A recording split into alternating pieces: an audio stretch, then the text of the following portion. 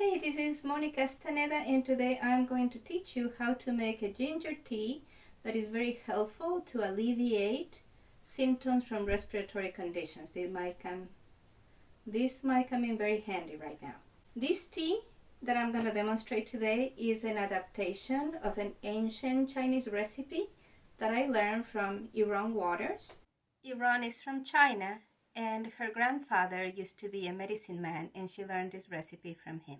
The original is much harder to do, and so I have simplified it. You start with any ginger tea. We like to use organic tea and, if possible, equal exchange, because we want to make sure nobody suffered in order to bring us a product to our home. And so this is the one I'm using today, the Tazo Organic Spicy Ginger. So you just make some tea. I use two tea bags of these for about 4 cups. And so you're going to prepare it cup by cup. So you get a cup. The first thing you're going to do is you're going to pour the tea in.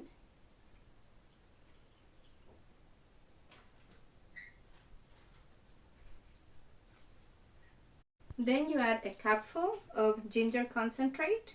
We use organic ginger concentrate.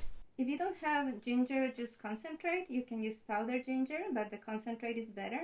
You can also make juice out of fresh ginger. If you don't know how to do that, I'm going to be making another video to demonstrate how to turn fresh ginger into juice that you can use for this recipe.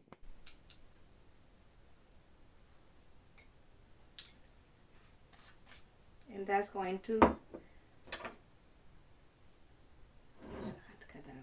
And then you add a teaspoon of honey. I'm using some local honey here that I got at the Pratt's Country Store in Knoxville, Tennessee.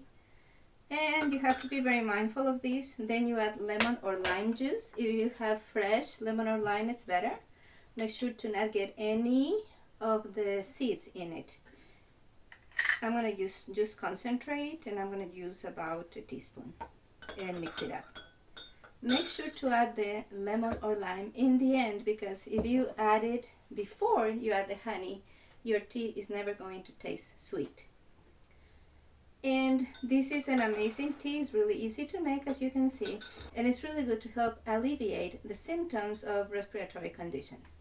I also want to advise you, if you have children, to not get creative with this. I have shared this recipe with a number of friends, and then their kids didn't like them because they added things like cayenne pepper or apple cider vinegar or turmeric or other things that people have recommended that are antiviral and things like that.